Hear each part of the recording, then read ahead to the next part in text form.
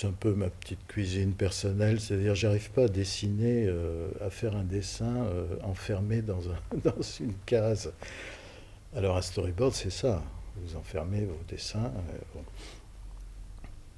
Ce qui permet après de faire réaliser la séquence.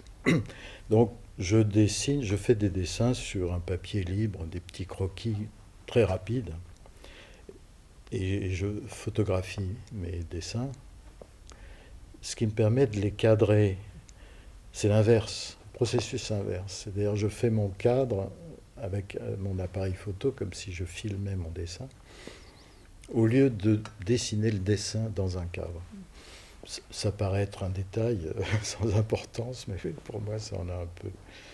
Voilà, donc on obtient une maquette de film qui s'appelle une animatique, hein, dans le jargon de la profession,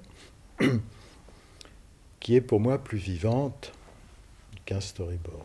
Après, il faut quand même réaliser un storyboard, mais c'est une autre étape.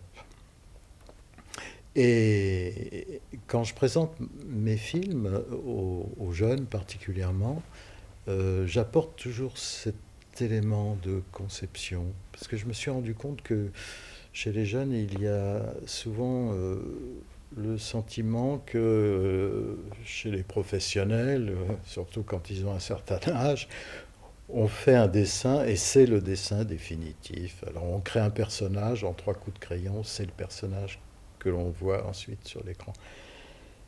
Et je leur montre que ça peut prendre 2 à 3 ans de recherche, où les personnages ils sont pas du tout comme tels qu'ils les ont vus à l'écran, mais qu'ils ont subi tout un mûrissement, une maturité.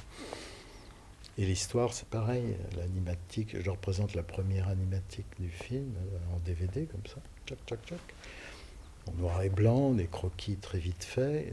Ils regardent ça et ils ne s'imaginent pas qu'on passe par toute cette étape-là.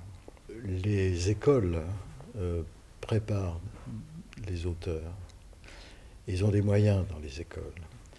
Et ce qui est difficile à réunir pour un jeune auteur dans le privé, etc., parce que bon, ça coûte assez cher, hein, ce métier.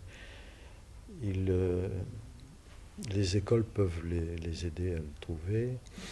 Et il y a des films qui naissent, alors que ce soit à la Poudrière à Valence, que ce soit à l'école des Arts Déco à Paris ou dans le Nord. Enfin bon, presque toutes les écoles de beaux-arts ont développé un département d'animation. Et ça, je crois beaucoup à ça.